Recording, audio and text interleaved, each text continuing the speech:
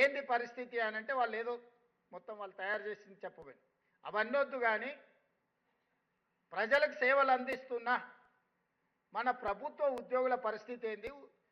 ఈ నెల డిసెంబర్ 1 నాడు జీతభత్యాలు ఇచ్చిండ్రా లేదా అని అంటే ఇంకా లేదు సార్, సర్దడానికి ప్రయత్నం చేస్తున్నా, అక్కడ ఇక్కడ కొన్ని ఇచ్చినా ఈ నెలాఖరు వరకు మాత్రం ఈ మంత్ జీతాలు ఇస్తాం సార్ డిసెంబర్ నెల అని అడిగారు. నేను రామకృష్ణారావు గారికి చెప్పిన, నాకు ఇవన్నీ చెప్పకు, ఈ డిసెంబర్ 7 తారీఖు నుంచి బాధ్యత నాది. అంటే జనవరి 1 తారీఖు నాడు ఇచ్చే జీతం నేను ఇవ్వాల్సిన జీతం, డిసెంబర్ 1 నాడు ఇవ్వాల్సిన జీతం చంద్రశేఖరరావు గారు ఇవ్వాల్సిన జీతం. వారి జీతం నీ ఇష్టం, విడతల వారిగా ఇస్తే ఇవ్వు, నాకు అభ్యంతరం లేదు. కానీ నా కోసం పనిచేసే ప్రభుత్వ ఉద్యోగస్తులకు నేను వచ్చిన తర్వాత విడతల వారిగా అనేది కుదరదు అని 2024 జనవరి 1 తారీఖు నాడు మొదలుపెట్టి ఈ రోజు వరకు ఎన్ని సమస్యలు, ఎన్ని అవాంతరాలు, ఎన్ని అభ్యంతరాలు, ఎన్ని ఆర్థిక ఎగుడు దిగుడు పరిస్థితులు వచ్చినా మీకు 1 తారీఖు నాడు జీతాలు ఇచ్చినా లేదా మీరు ఒక్కసారి ఆలోచన చేయండి మిత్రులారా. ఇది నేను గొప్పల కోసం చెప్పట్లేదు, మీకోసం గుర్తు చేస్తున్నా. నేను నా బాధ్యతను బాధ్యతాయుతంగా వ్యవహరిస్తున్నానా లేదా అని మిమ్మల్ని అడగడం కోసమే ఈరోజు ఈ అంశాన్ని మీ ముందు ప్రస్తావిస్తున్నా. మీరే కాదు, 58 సంవత్సరాలు ఉన్న ప్రభుత్వ ఉద్యోగస్తులను 61 సంవత్సరాలకు పెంచి ఆ రిటైర్మెంట్స్ అన్నీ 2024 నుంచి మొదలైనవి. మూలిగే నక్క మీద తాటికాయ పడ్డది అన్నట్టు మీ జీతభత్యాలకే నేను ప్రయత్నం చేస్తుంటే ప్రతి నెల 1000 కోట్లు రిటైర్మెంట్ బెనిఫిట్స్ కూడా నాకు మళ్ళీ మోపైనాయి. మా జగదీష్ కలిసినప్పుడల్లా 35 ఏళ్ళు సేవ చేసిరు సార్, పిల్లల పెళ్ళి ఉండే, ఆరోగ్యం లేదు, ఆపరేషన్ ఉంది, రిటైర్మెంట్ బెనిఫిట్స్ ఇవ్వకపోతే ఎట్లా సార్ అంటాడు. ఉండరా నాయన, ఉన్న జీతం ఇచ్చేటట్టు రిటైర్మెంట్ బెనిఫిట్స్ నేను ఎక్కడికి వెళ్తే వాళ్ళ, మరి ఏదన్నా నువ్వు ఆదాయం పెంచాలి కదా అని నేను. అయినా ఎప్పుడు మిమ్మల్ని చిన్న చూపు చూడలే, అన్ని ప్రయత్నాలు చేసినాం. కొద్ది కొద్దిగా నెలకు 200, 300 నుంచి 500 నుంచి 750 కోట్లు ప్రతి నెల మీ రిటైర్మెంట్ బెనిఫిట్స్ లెక్క కట్టించినా సరిపోతలేవంటే మన ఒక రోజు చర్చలు వచ్చినప్పుడు ఇక ఏమన్నా కానీ నాయన 100 రోజుల్లో 6000 కోట్లు ఇస్తా అని చెప్పిన.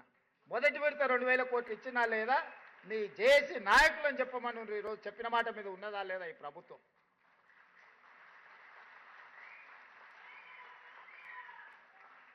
ఇదే కాకుండా మీ ఆరోగ్య భద్రత గురించి మాట్లాడితే అన్ని రకాల చర్చలు చేసి మిమ్మల్ని ఒక కమిటీ చేసి మా అధికారులను అందరినీ చేసి ఇంతకుముందే రామకృష్ణారావు గారు చెప్తారు, మొదటి సమావేశం 27 తారీఖు నాడు పెట్టుకున్నాం సార్, ఇక మొదలవుతున్నదే. ఏదన్నా చిన్న చిన్న అవాంతరాలు వచ్చినా మీరు సూచన చేయండి. మా ఇంటెన్షన్స్ రాంగ్ లేవు, మా ఉద్దేశాలలో తేడా లేదు. అమలు చేసే క్రమంలో ఏదైనా సమస్య వచ్చినప్పుడు కూర్చొని చర్చించుకొని పరిష్కరించుకుందాం. మీరు వేరు నేను వేరు అన్న భావన నేను లేను. కొన్నిసార్లు నాకు కూడా తట్టకపోవచ్చు, కొన్నిసార్లు ఈ అంశాన్ని ఏ విధంగా పరిష్కరించుకోవాలనో బాధితులుగా మీకెక్కువ అనుభవం ఉండొచ్చు. మీ అనుభవాన్ని ప్రభుత్వంతో పంచుకుంటే ఆ సమస్యని తక్షణమే పరిష్కరించే బాధ్యత ఈ ప్రభుత్వం తీసుకుంటుంది. ఈరోజు మీ ఆరోగ్య భద్రత కావచ్చు, మీ రిటైర్మెంట్ బెనిఫిట్స్ కావచ్చు, మీ శాలరీస్ కావచ్చు, ప్రమాదవశాత్తు ఏదైనా జరిగితే, జరగరాని దురదృష్టకర సంఘటన జరిగినప్పుడు ఈ ప్రభుత్వమే ఒక కుటుంబ పెద్దగా వ్యవహరించి మీ కుటుంబాన్ని ఆదుకునే మంచి ఆలోచనతోని ఈరోజు ఈ కార్యక్రమాలన్నీ కూడా తీసుకొని ముందుకు వస్తున్నాం. రుణమాఫీ 2 లక్షలు అన్నాడు, అయిందా కాలేదా? పరిగిలేమన్నా రామ్మోహన్ రెడ్డి ప్రత్యేకంగా ఇప్పించిండా? అయిందా కాలేదా? గట్టిగా చెప్పాలి. చారానా కోడికి బారానా మసాలా అన్నట్టు చేసింది చారానా, చెప్పుకున్నది రూపాయి. కథలు ఎట్లా చెప్పిండ్రు ఆ రోజు ఇప్పుడే మీరు విన్నారు. రైతులకు ఇస్తాం, భూ యజమానులకు ఇస్తాం, కౌలు రైతులకు కూడా ఇస్తాం రైతు బంధు అని ఇచ్చిండా? కౌలు రైతులకు రైతు బంధు వచ్చిందా? గట్టిగా చెప్పాలి, వచ్చిందా రాలేదా? అట్లాగే ఇంకొక మాట చెప్పిండు, రైతు కూలీలకు నెలకు 1000 రూపాయల చొప్పున సంవత్సరానికి 12,000 ఇస్తా ఇందిరమ్మ ఆత్మీయ భరోసా అన్నాడు, వచ్చిందా? రైతు కూలీలకు నిరుపేదలకు భూమి లేని వాళ్లకు 1000 రూపాయలు వచ్చిందా? నెలకు బోనస్ వచ్చిందా? ఏమన్నా వచ్చిందా? మరి మనకు సోయి వచ్చిందా? పరిగిలో సోయి అన్న వచ్చిందా లేదా? మరి అది వస్తే చాలు. నేను ఎందుకంటున్నా అంటే పచ్చి అబద్ధాలు. నువ్వు ఆగుతాను జర్రది. నేను ఈడో వరి నువ్వు ఆడవరితే ఎవరికి పడుతుంది? ఆగురా అయ్యా, ఇప్పుడు నీకు దండం పెడతా, నీకు ఆగురా తమ్మ. ఈ కోపమంతా ఎలక్షన్లో చూపెట్టాలి, గీడ నా మీద చూపెడితే వస్తుంది. ఇప్పుడు నేను మిమ్మల్ని అందరినీ కోరేది ఒకటే, ఇటువంటి జూట మాటలు ఒకటి కాదు రెండు కాదు 420 చెప్పిండ్రు. 420 హామీలు ఇచ్చి 420 మాటలు చెప్పి ఇవాళ ఓట్లు వేయించుకున్నారు. 2 పంటలకే ఇస్తావా కేసీఆర్, 3వ పంటకి ఇయ్యావా రైతు బంధు అన్నాడు, యాదుకున్నదా? మరి అలా రైతు బంధు పడుతుందా? కేసీఆర్ ఉన్నప్పుడేమో మీకు నాట్లప్పుడు రైతు బంధు పడేది, ఇప్పుడేమో ఓట్లప్పుడు మాత్రమే పడుతుంది. పార్లమెంటుకు ఒకసారి ఇచ్చిండు, అట్లాగే పంచాయతీ ఎన్నికలకు ఒకసారి ఇచ్చిండు. మళ్ళా ఇప్పటి వరకు రైతు బంధు లేదు, 3 సార్లు ఎగ్గొట్టిండు.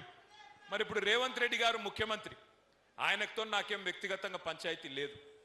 ఆయననే అన్నాడు కదా, కేసీఆర్ అంటున్నాడు మేము కాంగ్రెస్ వస్తే రైతు బంధు బంద్ అవుతుంది అంటున్నాడు, మాకేమన్నా దిమాకు లేదా, మేమేమన్నా దివానాగాళ్ళమా అన్నాడా లేదా? మరి అడగాలనా లేదా ముఖ్యమంత్రి గారిని? 3 సార్లు రైతు బంధు ఎగ్గొట్టినోని ఏమనాలా? నేనేమంటలేనా? నేనైతే ఏమంటలేను. మళ్ళీ ఏమనంటే నేను ముఖ్యమంత్రిని తిట్టిండు, వీనికి అహంకారం అని మళ్ళీ నన్ను తిడతారు, లేనిపోని బాధ. ఆయన చెప్పిందే చెప్తున్నా, నేను కొత్తగా ఏం చెప్తలేను. ఇంకా చాలా చెప్పిండు, చాలా ఉన్నాయి.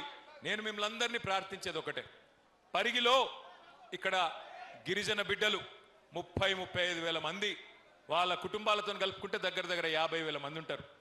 ఎస్సీ ఎస్టీలకు ఏం చెప్పిండు రేవంత్ రెడ్డి గారు? కేసీఆర్ దళిత బంధు ఇస్తున్నాడు, 10 లక్షలు ఇస్తున్నాడు. నేను రాగానే ఎంత ఇస్తా అన్నాడు? 12 లక్షల రూపాయలు ఇస్తా. దళిత బంధు వేస్ట్, అంబేద్కర్ అభయహస్తం ఇస్తా అన్నాడు.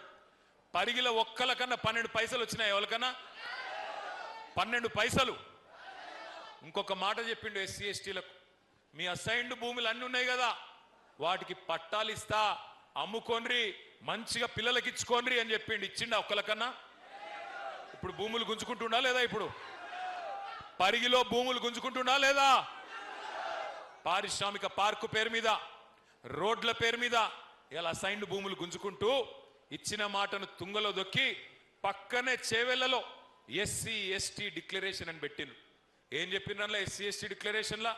పెద్ద పెద్ద మాటలు చెప్పినారు. దళితులకు గిరిజనులకు ప్రత్యేకమైన అభివృద్ధి కోసం పనిచేస్తాం. 10 లక్షలు కాదు దళిత బంధు, 12 లక్షలు ఇస్తాం. ఇందిరమ్మ ఇల్లు కట్టుకుంటే మిగతా వాళ్ళకి 5 లక్షలు, ఎస్సీ ఎస్టీలకు 6 లక్షల రూపాయలు ఇస్తా అన్నాడు. ఒక్క దళితుడికైనా ఒక్క గిరిజనుడికైనా 6 లక్షల రూపాయలు ఇచ్చిండ్రా? ఇయ్యాల ఇందిరమ్మ ఇంటి కోసం 6 లక్షలు ఇస్తున్నారా? ఎస్సీ ఎస్టీలకు ఇచ్చిన హామీని అట్లా తుంగలో దొక్కినారు. అట్లాగే అసైన్డ్ భూములకు పట్టా ఇస్తాం, 100 రోజుల్లోనే ఇస్తామని చెప్పి మాట ఇచ్చినారు. ఇవన్నీ మాత్రమే కాదు, ఇంకొక ముఖ్యమైన మాట చెప్పిన, ఎస్సీలకు 18%, ఎస్టీలకు 12%, 30% ప్రభుత్వ కాంట్రాక్టులలో, మీకు ప్రభుత్వ కాంట్రాక్టులలో కూడా 30% ఎస్సీ ఎస్టీలకు, బీసీలకు 42% ప్రభుత్వ కాంట్రాక్టులలో మీకే వర్కులు ఇస్తా, మీకే కాంట్రాక్టులు ఇస్తా అన్నాడు. 72% ఇస్తా అన్నాడు. పక్కకే కొడంగల్ ఉంది. కొడంగల్లో